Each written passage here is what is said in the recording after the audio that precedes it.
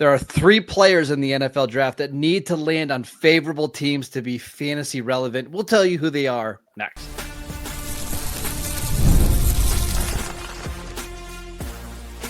You are Locked On Dynasty Football, part of the Locked On Podcast Network. Your team every day. Here are your hosts, Marcus Mosher and Kate Magdziuk. Welcome back to the Locked On Dynasty Football Podcast, part of the Locked On Podcast Network, your team every day. We'd like to thank you for making us your first listen of the day. I am your host, Marcus Mosher. You can follow me on Twitter at Marcus_Mosher. Joining me today, as always, is Kate Magdziuk. You can follow her on Twitter at Kate Magdziuk. And on today's show, we're taking a look at 3 players in the NFL draft who need to land in some favorable teams, organizations, landing spots to be fantasy football relevant. And every year we talk about how a lot of these guys are going to go up and down depending on where they land. But there are some players, Kate, that are just so talented that no matter where they go, they're going to be successful. I think of Ash and Genty as one. I thought like Malik Neighbors last year. Like those guys are just so good. Brock Bowers, they're going to find a way to be productive. But today we're looking at 3 players that need favorable landing spots. Let's start with Kaleb Johnson from Iowa. Why might he be a little bit more landing spot dependent than some of the other top running backs in this class?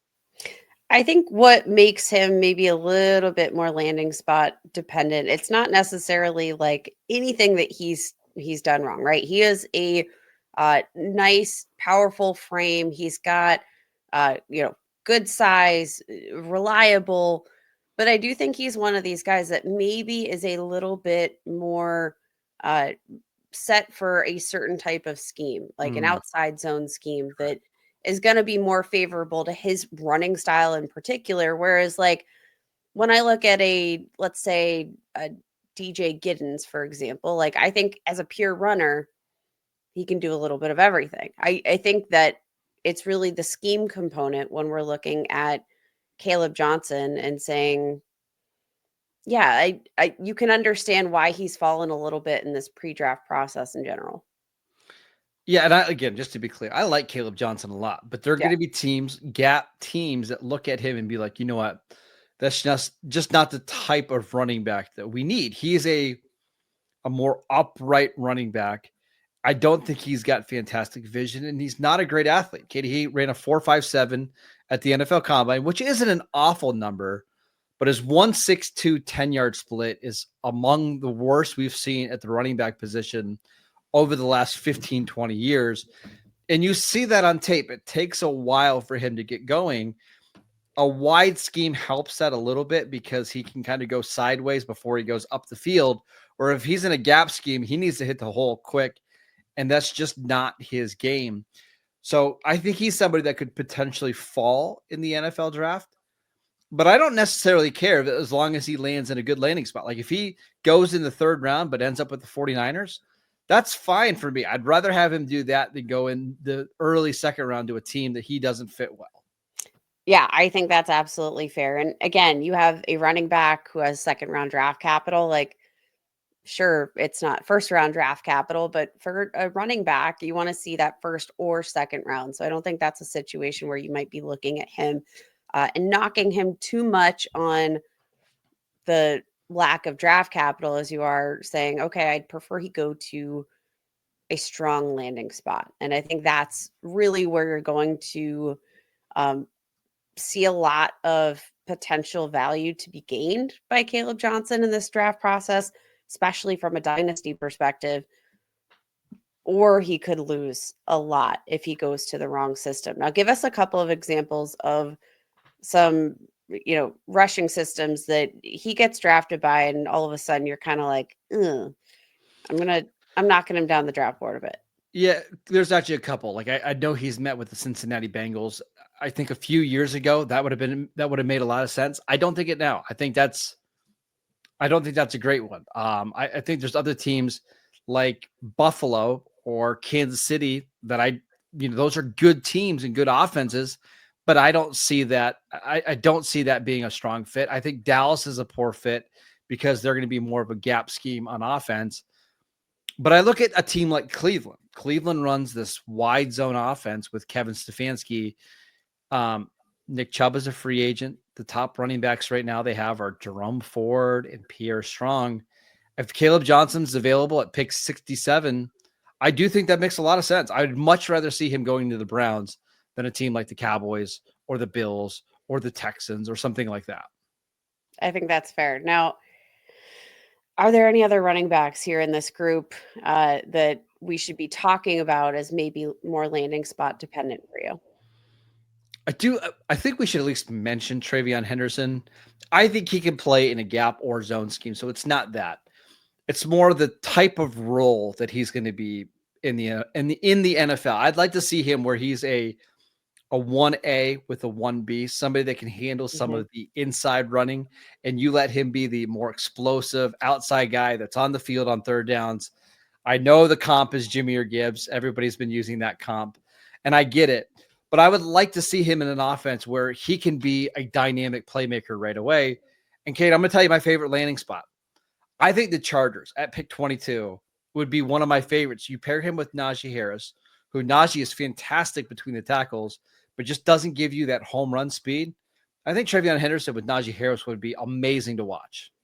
That'd be a great combination. Another low-key, intriguing combo, I think, and almost fits that sort of similar bill of him being this complementary asset.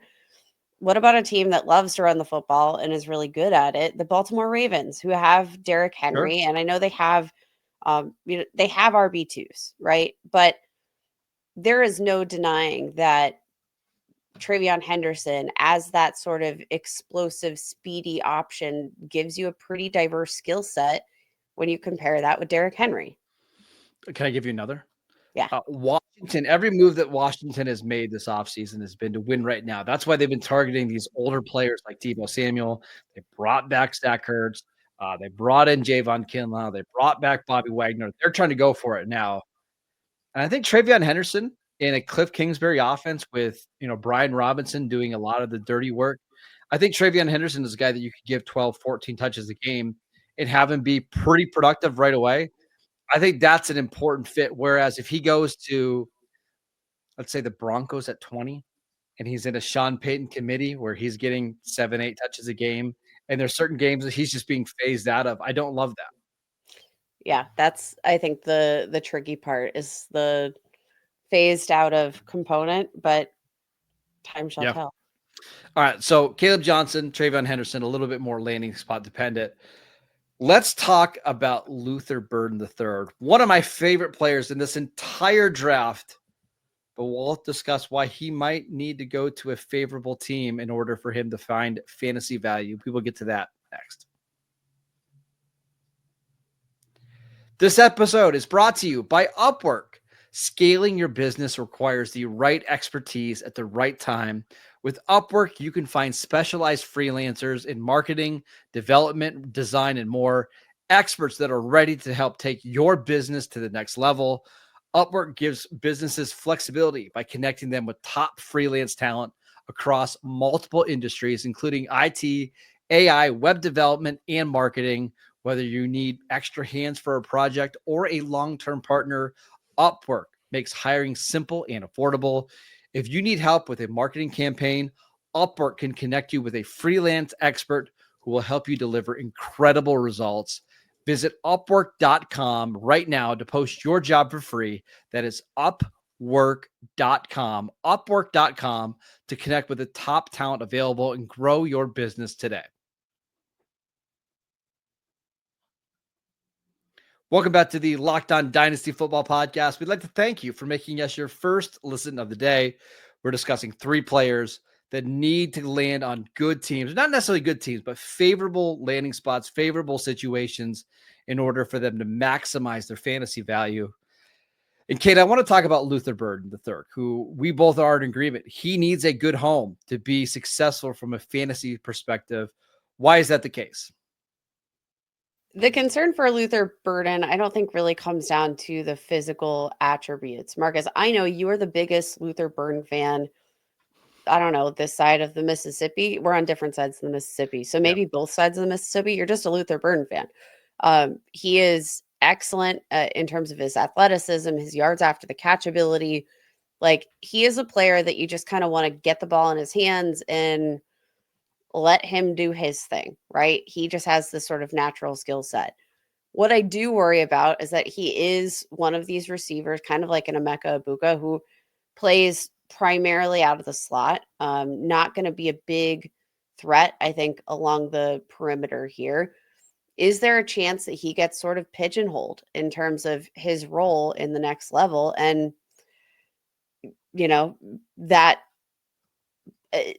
the fact that he does need to, I think, be in this position where he's like generating touches and you're getting the ball in his hands. Like, what if you just don't have a coach that's willing to design, these sorts of plays?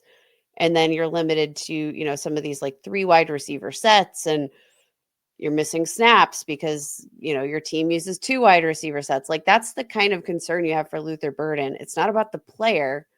It's about whether or not the team that drafts him is going to understand the weapon, I think.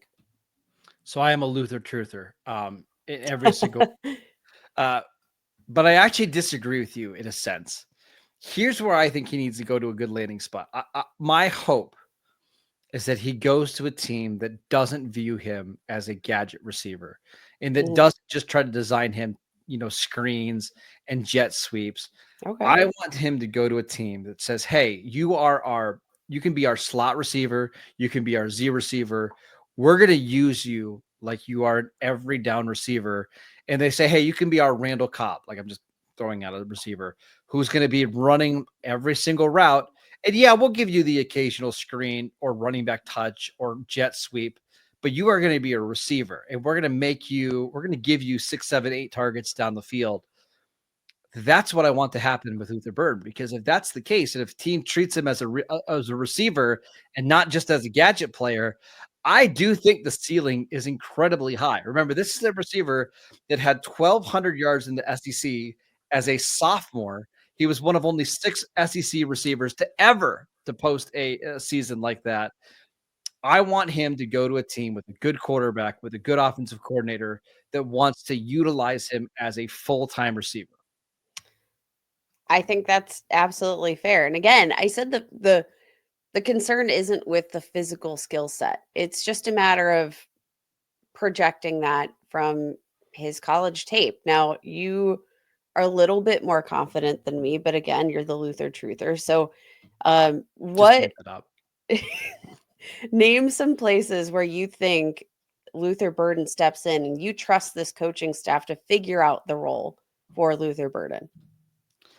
Yeah, I mean, it's tough because you look at a lot of these teams, like say the back half of round 1, and they kind of all already have that slot receiver, right? But one of the situations that I love is the Houston Texans at 25. Nico Collins is your outside receiver. Tank Dell is going to miss the entire 2025 season with a multi-ligament knee injury. They have Christian Kirk on the roster, but that's only a 1-year deal. I would love to see Luther Burden be the guy that gets the short to intermediate targets and ends up being the guy that kind of, takes the place of Tank Dell, becomes more of the, reliable over the field target, middle of the field target. I think that's a really interesting landing spot. But then some of my other favorites, we start getting into like round 2. Like Tennessee at 35, you pair him with Cam Ward. You have Calvin Ridley who can play on the outside. I think that makes a lot of sense. Or what about Jacksonville at 36? You have your deep threat in Brian Thomas, and now you put Burden in the slot. I think that makes sense as well. I think that's a fair landing spot here. Now, tell us about the teams that they go to Luther Burden. Where does he see the biggest drop off? I think it's one of these teams that maybe already has a receiver or just uses a bunch of receivers. Like, I've seen several mock drafts, Kate, over the last week where Luther Burden is going to the Bills at pick 30. And I understand the logic. Like, they need more receivers. He's different than Keon Coleman. But at the same time, they have so many mouths to feed. They already have a really good slot receiver in Khalil Shakir. I don't love that fit. I've seen people mocking him to like Philadelphia.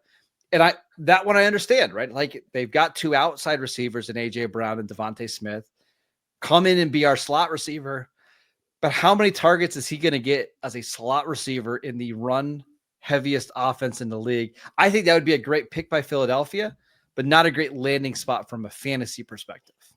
Yeah, I think that kind of embodies probably where you're at with Luther Burden. Now, there are some other wide receivers in this class too that aren't necessarily, I think, home run picks, regardless of, or, outside of landing spot. Like, we need some favorable things here. So I love talking about Luther Burden because I think the upside is tremendous, but let's hear, is there any other like conjecture that you want to make about Luther Burden and his potential fits here before we move on? I just generally believe that Luther Burden is going to be a good player in the NFL. Like I do. Now I do think there's a chance that his fantasy ceiling could be capped with a coaching staff that only uses him as a gadget player. And I'm not saying gadget in a bad sense, but like think about Deebo Samuel. Like when Deebo was really good, that was a wide receiver one, but it was more of a low end wide receiver one. Despite him having an all pro season, he just was never going to get enough target volume down the field to kind of make up for what he needs in terms of yardage and touchdowns and all that kind of stuff. So we've seen Luther Burden get comped to Deebo Samuel for months now. And I understand it. Deebo Samuel at his peak is an all-pro player that was really hard to defend. But from a fantasy perspective and a dynasty perspective, we want him to be more of a traditional receiver that can maintain value not only week over week, but year over year. And that's why I hope he develops into a full-time slot receiver rather than a gadget player.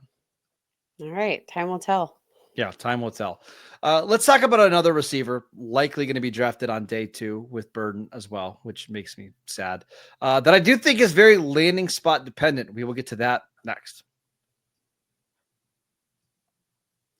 This episode is brought to you by Amazon Fire TV. Did you know that your Fire TV is also an Xbox?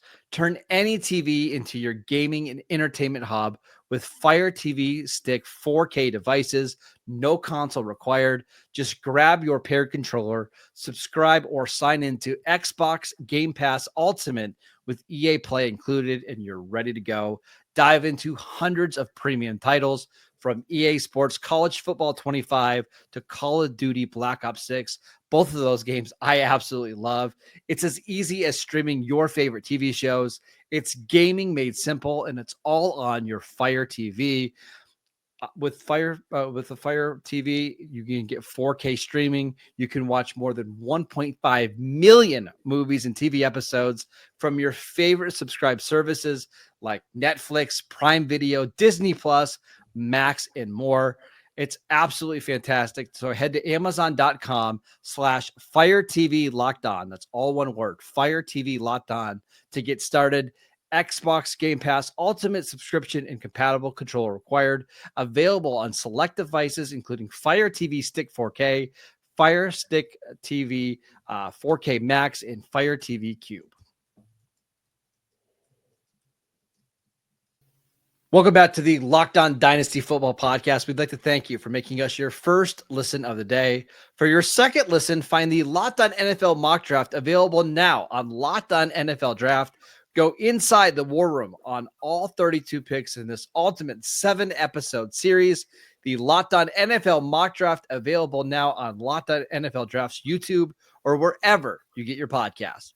All right, Kay, let's talk about Iowa State's wide receiver, Jayden Higgins, who I think is the second best Iowa State receiver, but that's a time for another day.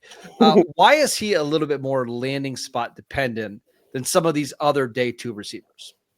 So I think for a guy like Jayden Higgins, you're not necessarily, again, kind of concerned as much about the player as you are wondering how future teams are going to view him in the NFL. So got this nice combination of, size and speed. He's a big dude, just under 6'4", 217 pounds. And when you see that, you generally think like, oh, okay, 6'4" could be a great option along the outside, which he did primarily play along the outside there at Iowa State. This past 2 seasons, Just under 30% of snaps out of the slot. But I do think when you're projecting him at the next level, that looks a little bit different. And I think he projects more of a power slot kind of role in the NFL. So, like, is he going to be one of these like Quentin Johnston types where people see big man and they think perimeter? Or is he going to be a guy that an NFL coach will look at and say, he's big, but the best thing that we can do to get a good mismatch with his size and athleticism is to get him on some linebackers over the middle of the field? Like, that's the biggest question for me. We've seen a lot of these receivers in recent years who have been, they've played some on the outside, but a lot of their work has, occurred in the middle of the field, whether that's Treylon Burks, Quentin Johnston, Jonathan Mingo. And then their teams draft him in, back half of round 1, top of round 2. And all of a sudden now you're the X receiver in our offense. Keon Coleman's another one of these. And it's just a whole different world playing on the outside. And if you look at the data from reception perception from Matt Harmon, Jayden Higgins is not very good against man coverage. That's one of the areas he really struggles. And you see it on tape. He just doesn't have the lower body flexibility to get in and out of routes really well. So I do think he projects as a power slot in the NFL that is, somebody who can make plays vertically down the field. And that's just the best way to get him targets. My concern would be, Kate, if, he gets drafted into one of these situations. Let's say it's like the Jets at pick 42 and they want him to be the outside receiver and it's Garrett Wilson moving around the formation. That's just not all that appealing. And I could see how that would not work out well. So I think Jayden Higgins needs to go to a team that has a clear need for a power slot, or at least be open to the idea of moving him around rather than saying, hey, he's an outside receiver for us. I think that's how we get the most value out of him. Yeah, I think that's the point. He's almost like an opposite of Luther Burden in a way. Like, for Luther Burden, we might get worried that he's like typecast as the gadget player who can only play out of the slot, who's not going to move around as much. You're almost have the opposite fear for Jayden Higgins here, where, I don't necessarily know that he has those innate skills at this point in his career to be a true threat, or the threat that he would need to be at this next NFL level, where the corners are bigger, faster, etc. They are better at following your routes. Like, when you put all of that together, the best opportunity for success is, I think, to,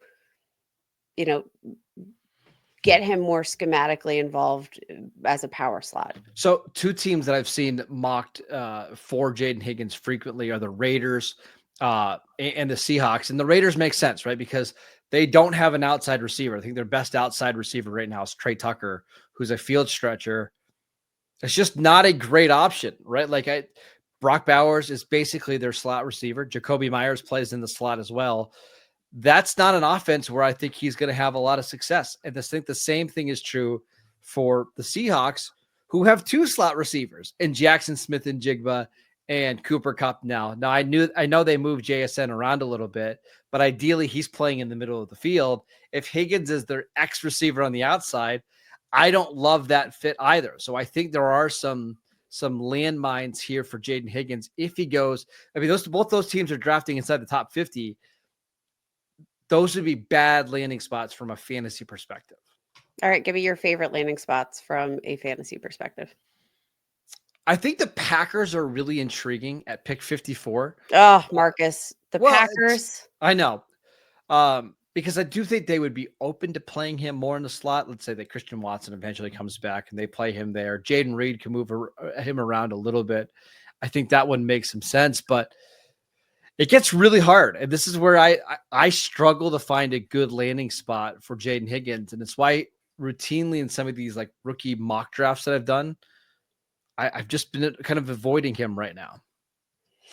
Yeah, I think that's fair. And again, one of these players, like all of the players that we talked about on today's show, are players that I could see taking a big swing, for better or worse based on those landing spots. So I'm kind of excited. I feel like we should revisit this exact conversation with these exact players after the draft and give our thoughts on these landing spots, because again, I think the range of outcomes here in this tier of players is pretty wide. Can And I give you pretty a varied. positive landing spot for Jayden Higgins? We mentioned this Yes. team already, but I think Jacksonville really needs to add another receiver along with Brian Yep. Thomas.